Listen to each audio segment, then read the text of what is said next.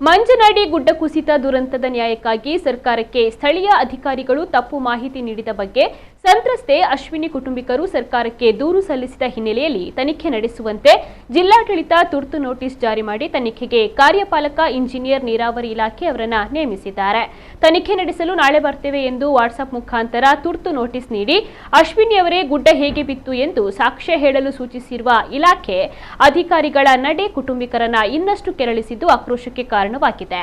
ಅಶ್ವಿನಿ ಅವರು ಸದ್ಯ ನಡೆದಾಡಲಾಗದ ಸ್ಥಿತಿಯಲ್ಲಿದ್ದರೂ ಕೂಡ ಅವರನ್ನ ತನಿಖೆಗೆ ಬನ್ನಿ ಎಂದು ಹೇಳಿರುವ ಅಧಿಕಾರಿಗಳ ನಡೆಯ ವಿರುದ್ಧ ಹಾಗೂ ಸರ್ಕಾರಿ ವ್ಯವಸ್ಥೆಯ ವಿರುದ್ಧ ಸ್ಥಳೀಯ ಮುಖಂಡರು ತೀವ್ರವಾದ ಆಕ್ರೋಶವನ್ನ ವ್ಯಕ್ತಪಡಿಸಿದ್ದಾರೆ.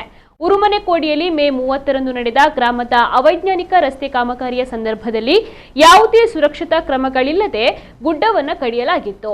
ಪಂಚಾಯತ್ ರಸ್ತೆ ಕಾಮಗಾರಿಯಿಂದ ಗುಡ್ಡ ಕುಸಿದು ಅಶ್ವಿನಿಯ 2 ಮಕ್ಕಳು ಅತ್ತೆ ಸಾವನ್ನಪ್ಪಿದ್ದು ಅವರ 2 ಕಾಲುಗಳನ್ನು ಕೂಡ ಕತ್ತರಿಸಲಾಗಿತ್ತು. ಸದ್ಯ ಸರ್ಕಾರದಿಂದ ಪರಿಹಾರವನ್ನು ನೀಡದೆ ಸಂತ್ರಸ್ತೆಯನ್ನೇ ಕಂಗೆಡಿಸುವ ಅಧಿಕಾರಿಗಳ ನಡೆಗೆ ಸ್ಥಳೀಯರು ಆಕ್ರೋಶವನ್ನು ವ್ಯಕ್ತಪಡಿಸಿದ್ದಾರೆ.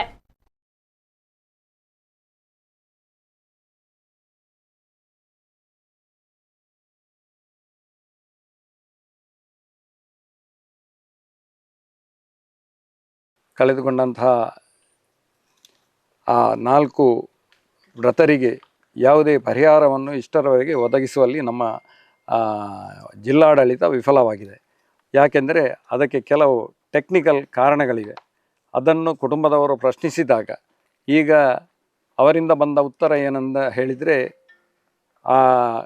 ಮೇಲೆ ಇರುವಂಥ ರೋಡನ್ನು ನಾವು JCB ಉಪಯೋಗಿಸಿ ಮಾಡಲಿಲ್ಲ, ನಾವು ಕೈಯಲ್ಲಿ ಮಾಡಿದಂತಹ ರಸ್ತೆ ಆಗಿರ್ತದೆ, ಆ ರಸ್ತೆಯಿಂದ ಈ ಅನಾಹುತ ನಡೆದಿರಲಿಲ್ಲ ಅಂತ ಅವರ ಒಂದು ಮಾತು.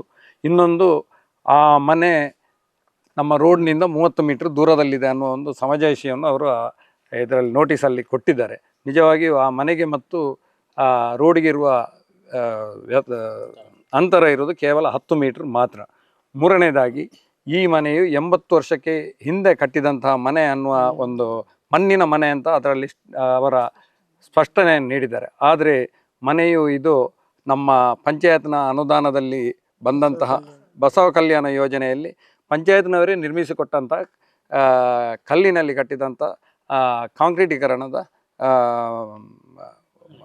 ಮನೆ ಆಗಿರುತ್ತದೆ. ಕಳೆದ 4 ತಿಂಗಳಿನಿಂದ ಈ ಕುಟುಂಬ ಬೇರೆ ಬೇರೆ ರೀತಿಯಲ್ಲಿ ಕಾನೂನು ಹೋರಾಟವನ್ನು ಮಾಡಿ ಅದರ ಟೆಕ್ನಿಕಲ್ ಆಗಿರುವಂಥ ಕೆಲವೆಲ್ಲ ವಿಚಾರಗಳು ಈಗಾಗಲೇ ದಾಖಲೆಯಲ್ಲಿ ಪ್ರಕಟಗೊಂಡಿದೆ. ಅದರಲ್ಲಿ ಎಷ್ಟು ಸತ್ಯ ಎಷ್ಟು ಸುಳ್ಳು ಅನ್ನುವಂಥದ್ದು ಅಧಿಕಾರಿಗಳ ಆ ಬರಹ ನೋಡಿದಾಗ ಗೊತ್ತಾಗುತ್ತೆ. ಹಾಗಾಗಿ ಇವತ್ತು ತಕ್ಷಣವಾಗಿ ಕೊನೆಗೆ ಅಶ್ವಿನಿಯವರ ಕುಟುಂಬಸ್ಥರು ಮತ್ತು ಅದಕ್ಕೆ ಸಂಬಂಧಪಟ್ಟ ಕೆಲವರು ಅದನ್ನು ಸರಕಾರದ ಮಟ್ಟದ ಗಮನ ಸೆಳೆದಾಗ ಸರಕಾರದ ಅಧೀನ ಕಾರ್ಯದರ್ಶಿ ಗ್ರಾಮೀಣಾಭಿವೃದ್ಧಿ ಪಂಚಾಯತ್ ರಾಜ್ ಇಲಾಖೆಯಿಂದ ತಕ್ಷಣವಾಗಿ ಜಿಲ್ಲಾ ಪಂಚಾಯತಿಗೆ ನೋಟಿಸ್ ಕೊಟ್ಟು ಅದನ್ನು ಮರು ತನಿಖೆ ಮಾಡಬೇಕು ಅನ್ನುವಂಥ ಒಂದು ವಿಚಾರ ಬಂದಾಗ ಇವತ್ತಿಗೆ, ಅಂದರೆ ನಿನ್ನೆ 7 ತಾರೀಕು, ಅಂದರೆ ಅಕ್ಟೋಬರ್ 7 ಘಟನೆ ನಡೆದದ್ದು ಮೇ 30. ಸುಮಾರು 4 ತಿಂಗಳಿನಿಂದ ಕೂಡ ಯಾರಿಗೂ ಕೂಡ ಇದರ ಬಗ್ಗೆ ಗೋಜಿಗೆ ಹೋಗುವಂಥ ಅವಶ್ಯಕತೆ ಇಲ್ಲ ಅಂತ ಅನಿಸಿತ್ತು ಅಧಿಕಾರಿಗಳಿಗೆ. ನಿನ್ನೆ ತಕ್ಷಣವಾಗಿ ವಾಟ್ಸಪ್ನಲ್ಲಿ ಸಂದೇಶವನ್ನು ಕೊಟ್ಟು ಇವತ್ತು ಅಶ್ವಿನಿಯವರು ಖುದ್ದಾಗಿ ಹಾಜರಾಗಿ ದಾಖಲಾತಿಯೊಂದಿಗೆ ಹಾಜರಿರಬೇಕು ಸ್ಥಳದಲ್ಲಿ ಅನ್ನುವಂಥ ನೋಟಿಸನ್ನು ಅಧಿಕಾರಿಗಳು ಕೊಡ್ತಾರೆ. ಅಂದರೆ ಅಶ್ವಿನಿಯವರ ಪರಿಸ್ಥಿತಿಯನ್ನು ಗಮನದಲ್ಲಿದ್ದುಕೊಂಡು ಕೂಡ ಈ ಜಾಗದಲ್ಲಿ ರಸ್ತೆ ವ್ಯವಸ್ಥೆ ಇಲ್ಲದಿದ್ದರೂ ಕೂಡ ಅಶ್ವಿನಿಯವರನ್ನು ಇಲ್ಲಿ ತಂದು ಮುಟ್ಟಿಸಬೇಕನ್ನುವಂಥ ಉದ್ದೇಶದಿಂದಲೇ ಮಾಡಿದ್ದೆ. ನಮಗೆ ಅಶ್ವಿನಿಯವರ ಕುಟುಂಬಕ್ಕೆ ನ್ಯಾಯ ಸಿಗಬೇಕು. ಅಶ್ವಿನಿಯವರ ಕುಟುಂಬಕ್ಕೆ ನ್ಯಾಯ ಸಿಗುವವರೆಗೆ ನಾವು ಖಂಡಿತವಾಗಿ ಯಾರೂ ಕೂಡ ಈ ಒಂದು ಏನು ಕೇಸಿದೆ ಇದನ್ನು ಇಲ್ಲಿವರೆಗೆ ನಾವು ಮುಗಿಸುವಂಥ ಪ್ರಶ್ನೆ ಇಲ್ಲ. ಈಗ ಬದುಕಿ ಉಳಿದವರು ಅಂತ ಹೇಳಿದರೆ ಅಶ್ವಿನಿಯವರ ಪರಿಸ್ಥಿತಿ ಹೇಗಿದೆ ಎನ್ನುವುದನ್ನು ಕೇಳಲಿಕ್ಕೆ ಯಾರೂ ಇಲ್ಲ. ಅಂಥ ಪರಿಸ್ಥಿತಿಯಲ್ಲಿ ಈಗ ಅಶ್ವಿನಿಯವರು ಇದ್ದಾರೆ.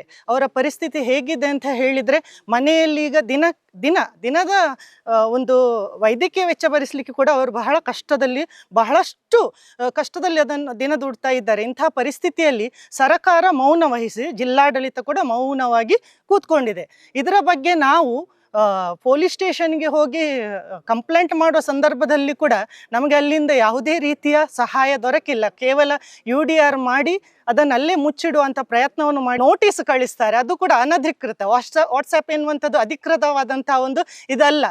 ಮನೆಗೆ ನೋಟಿಸ್ ಕಳಿಸಿದರೆ ಅದು ಅಧಿಕೃತ ಆಗಿರುತ್ತೆ, ಅಥವಾ ಇಮೇಲ್ ಮಾಡಿದರೆ ಅಧಿಕೃತವಾಗಿರುತ್ತೆ. ಆದರೆ ಇವತ್ತು ವಾಟ್ಸಪ್ಪಲ್ಲಿ ನೋಟಿಸ್ ಕಳಿಸಿ ನಾಳೆ ಬೆಳಿಗ್ಗೆ ನೀವು ಆ ಸ್ಪಾಟಲ್ಲಿ 11 ಗಂಟೆಗೆ ಇರಬೇಕು ಅಂತ ಹೇಳಿ ನೀರಾವರಿ ಇಲಾಖೆಯ ಎಕ್ಸಿಕ್ಯೂಟಿವ್ ಇಂಜಿನಿಯರ್ ಅವರು ನಮಗೆ ನೋಟಿಸ್ ಕಳಿಸ್ತಾರೆ.